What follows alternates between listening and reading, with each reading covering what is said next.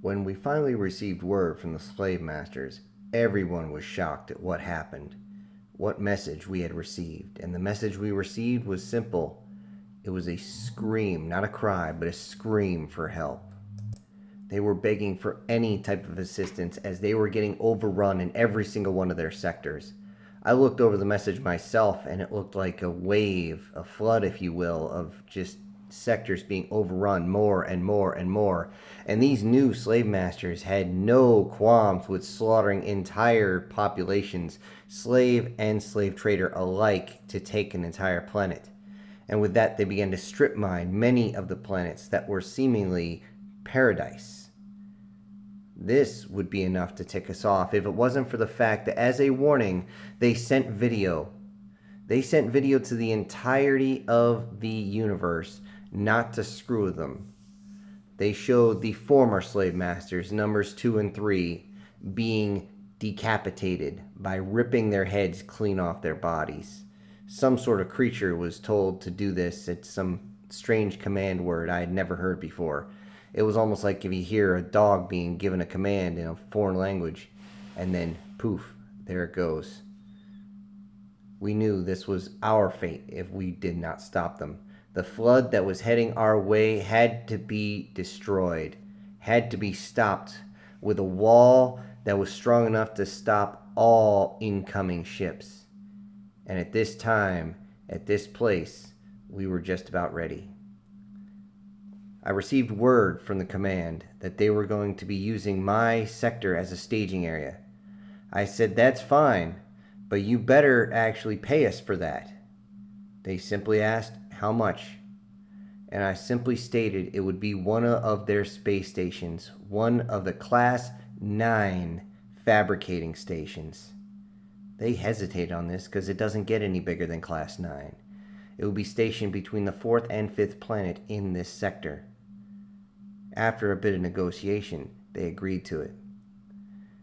If anybody ever wondered why we didn't just build one ourselves, we just do not have the mass to do it, not here.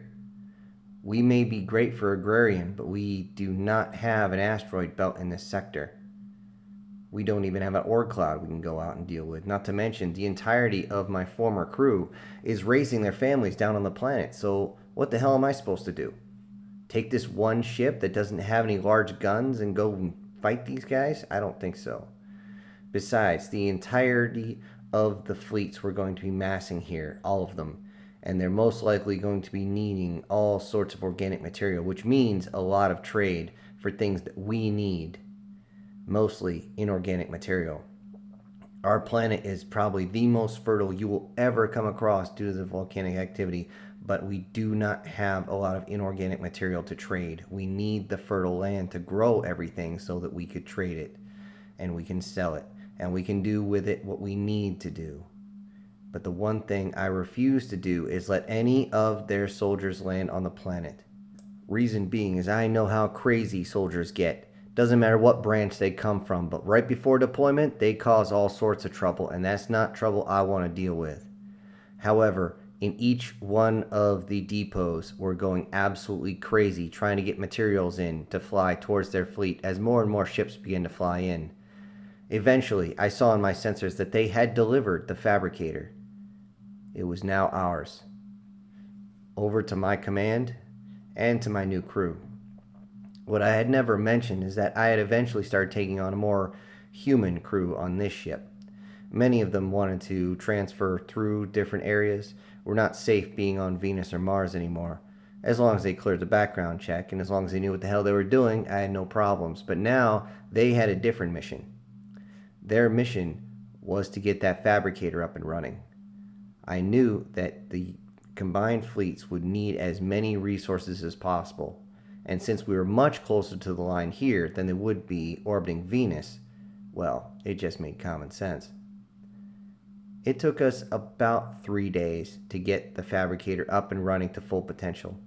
They brought in all sorts of ships and bricks after pallet load of inorganic material. It was crazy how much was there. They were actually bringing so much in we had to tell them to stop at one point because I was offloading from my main ship as well so that we could fabricate ships as fast as we could. and the new ships were actually something to be marveled at. The engineers had been busy constructing some of the scariest ships I've ever seen in my life.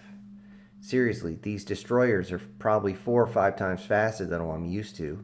Not to mention their armor is a lot better, probably 3 times as good, if not more so.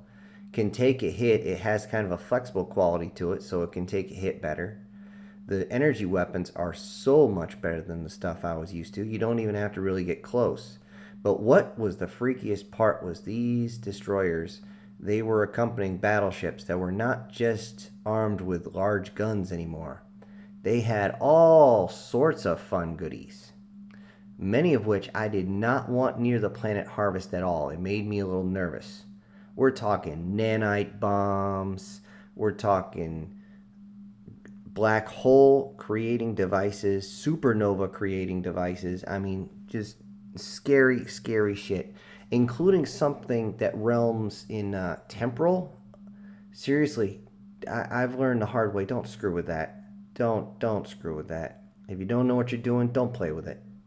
It's not a fun thing to deal with. It's going to mess you up in so many ways. But I digress. I've been along a long time, and I've seen a lot of shit. So it's not surprising that they would bring this type of materials to a fight. Not to mention, they're going to be outnumbered probably 400 to 1 when they first start this battle. Unfortunately, I won't be there.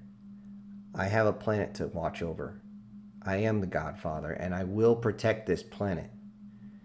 One of the reasons why I wanted this fabricator is I wanted to make several more warships specifically for my planet. And these warships, once the fleet took off, will be dreadnought size, at least 4 of them. That way I can cover all the sectors of Harvest at the same time. Possibly 2 or 3 more just as patrols, but I wanted to make sure we had big guns. If nothing else, it's going to scare them off. If somebody knows they're in for a hell of a fight, it's a good chance they're going to break off and go away. But we didn't have any time for that, as we still fabricated more and more ships, as more and more crew came in. In fact, my entire sector ended up completely clogged. It was insane how many of the ships were showing up. We had Zell ships that just filled up around a planet, looked like it was a cloud around it.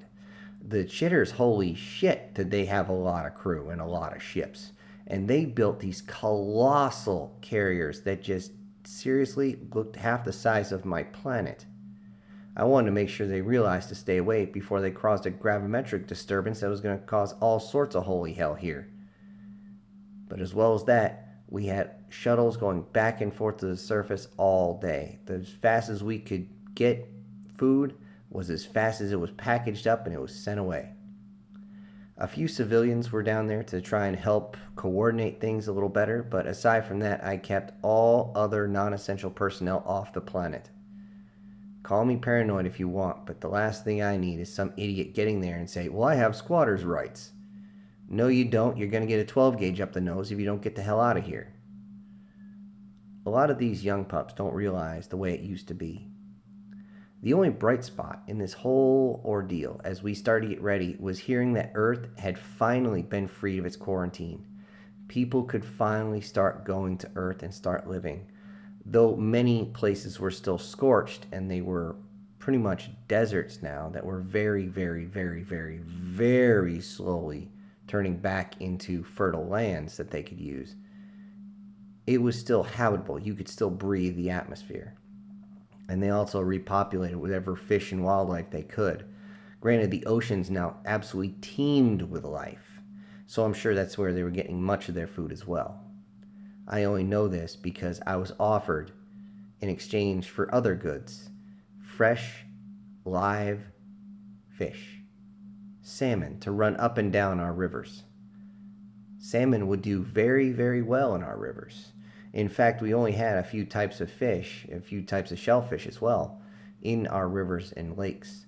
Our oceans, though small, were also teeming with life, as we were not supposed to do any type of quote-unquote commercial fishing. You could go out there with a fishing pole all day long and snag whatever you wanted. But nobody was that careless. nor did anyone really have the time, especially with everything going on as it was now. As I saw the fleet condense itself and get ready, I was asked one question. Are any of your crew going to join us? I had to laugh. Are you nuts? Seriously? There's barely enough to fill one of your destroyers. You really think we're going to be wasting all our folks? That was kind of a mean thing to say, but they realized that the population of demonoids was not growing very fast. The fact that you actually had to choose to be a parent really made things slow down, and the fact that the demonoids didn't exactly age the way you would think a normal species would was kind of upsetting to a few, especially since some of these mothers and fathers still looked like they were, mid-teens, even though they were 50, 60 years old. It wasn't their fault. It was just the way their genetics had been designed. And if I could change it, I would. If they wanted it, of course. But it is what it is at this point. I told them to come back for resupply whenever they needed it. And I saw the fleet get ready and head off towards FTL. They began to zip off into space, and the human ships still blinked out using the jump systems. It was something else to see them go. It is something to be on the back lines and watch others go and fight the war. It will mess you up. I know Junior's grandkids are out there fighting. I know that many of the humans are out there fighting as well, probably scaring the living shit out of people. As we drop down, they still use drop pods, but the armor they use is so much better than what we had. It's the distance between leather armor back in the medieval period to modern Kevlar. The difference is just insane. But it can still be pierced. We know this because less than a month later, the first few ships arrived back. Without barely a word, they would go straight forward to my ship, the main ship, as most of it was designed specifically to deal with medical issues and also had barracks that they could keep themselves in to recuperate from their wounds. Even though the medical tech is still unbelievably amazing, you still need to recover, at least for a few hours. This was not a problem, as we had the bays to deal with it. We had everything we needed. And I definitely had a crew that was very well trained. Many of them came back up off the planet and got right to work. Immediately putting limbs back together, eyes back in someone's head, in one case having to rebuild part of someone's brain. Another one came in, he was just a torso, arms were gone, just the lungs, heart, and head was all that remained, and they almost threw up, I know, because I almost did, as they brought the body in just barely alive with the machines trying to regenerate what it could. But the machines they took out there they were portable machines. They weren't designed to rebuild the whole body. The ones we had on this ship, oh, they were much better. Far better than anything they had. But after a few more months, we had less and less ships. Why? Because the fleet was beginning to push the enemy out. I got all the reports. As I sat there reading them, I couldn't help but want to be out there with them, but I had responsibilities. Looking out from the command couch, looking down to the planet, I realized this is where I need to be. These people are my people. Even though I would have to protect them, even though my original people are out there. They're out there fighting for others because we're humans. That's what we do. And nothing in this universe is ever going to change that. Now I sit here reading the reports. My life is pretty much behind a desk as I hear of a world being taken and a fleet or two being destroyed by nanite bombs I could only imagine what was going through their crew's mind as their ship quite literally disintegrated around them, and the nanites, even if they're still alive, as they get vented into space, as the nanites tear them apart molecule by molecule, watching their hands and their fingers disappear in front of them right before their eyes are starting to be eaten away and they don't see anything else. It freaks me out. We can be so careful. We can care for our people so much, yet we will bring such destruction onto others that the whole universe will know to worry about humans, to not piss us off. I look now over towards the massive fabricator. Even at this distance, I can still see it. Small sparks come out as it still fabricates another ship, another order that was brought in. My dreadnoughts are made. My dreadnoughts are crewed, and yet most of them are automated. I split the AI into different components, each one in charge of the ship. That is, underneath its captain, of course.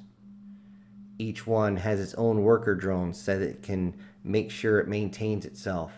Each of them looks like it just came out of the fabricator, out of the space dock. And as I see them move around, making sure that we have a defensive ring around Harvest, I know whatever aliens are out there better not screw with us.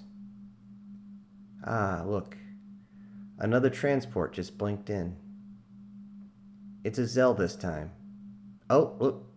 Here comes another one. A Vatirian.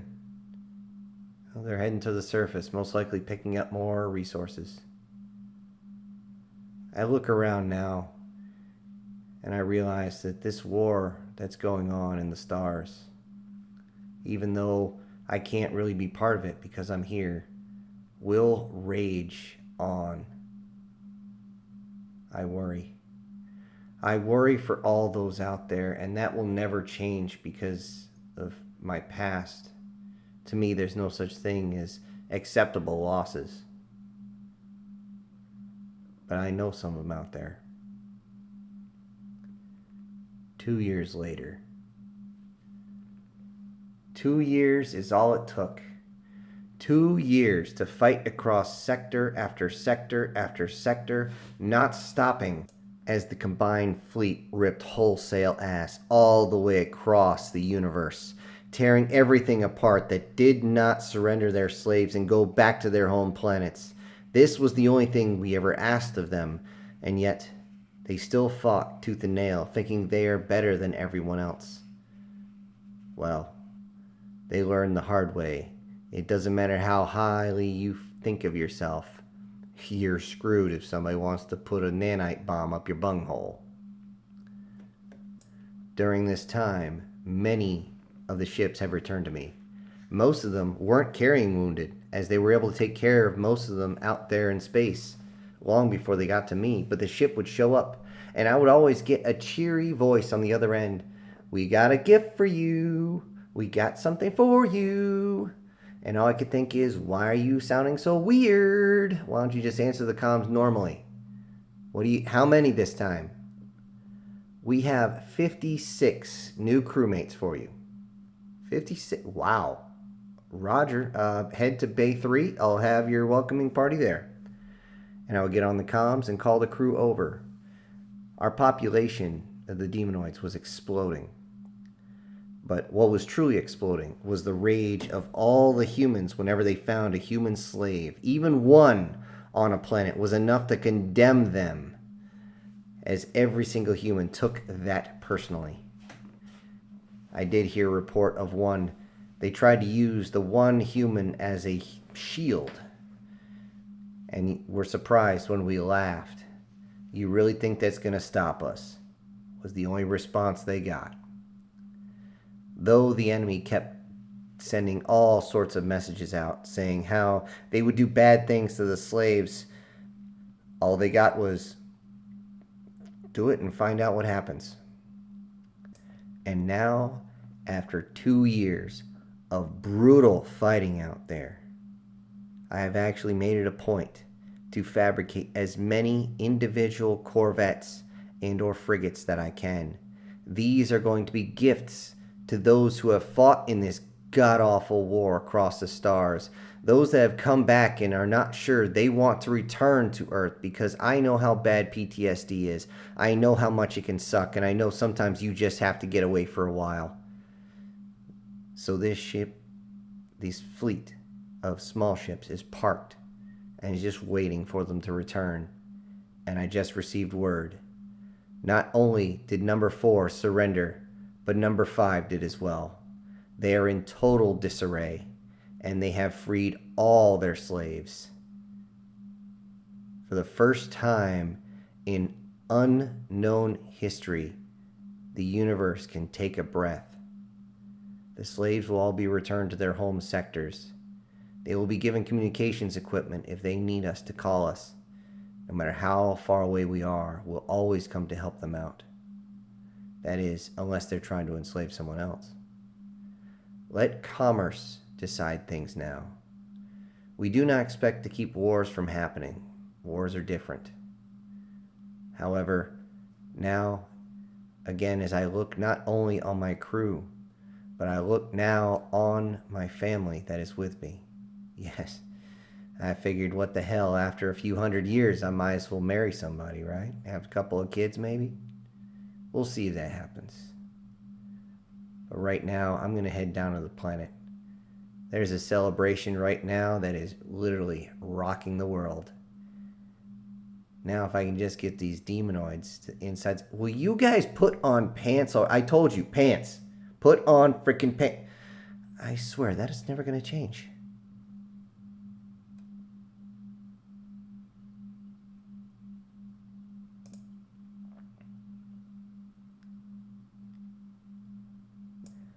I thank you all for enjoying my story. This is Syntext, and I do appreciate everybody listening for the entire series. It has been very uplifting to me. I do have to say that. I'm going to be going back to doing shorts more now instead of doing series. I might do an extra chapter here or there. I know Human Battleships has been a huge hit. And again, thank you all so much for your time. I just want to clarify a few small things about this story in particular because I do actually read the comments. I do. First off, energy shields, I almost never use those, okay? They are a science fiction hack that I don't get because the amount of energy you would need to deflect a solid object is absolutely insane. So I try to keep a little bit of realism in there. As you know, a few of you have sent in ideas, things like carriers and things like that. Like I said, I do listen, so if you could, keep the ideas coming. If you have an idea for a story that you want, or if you have improvements on mine, by all means, I'm always open. Aside from that, I do wish you all well, and if I do continue this story, don't worry, it will be in the playlist. Until then, this is Syntext, punching out.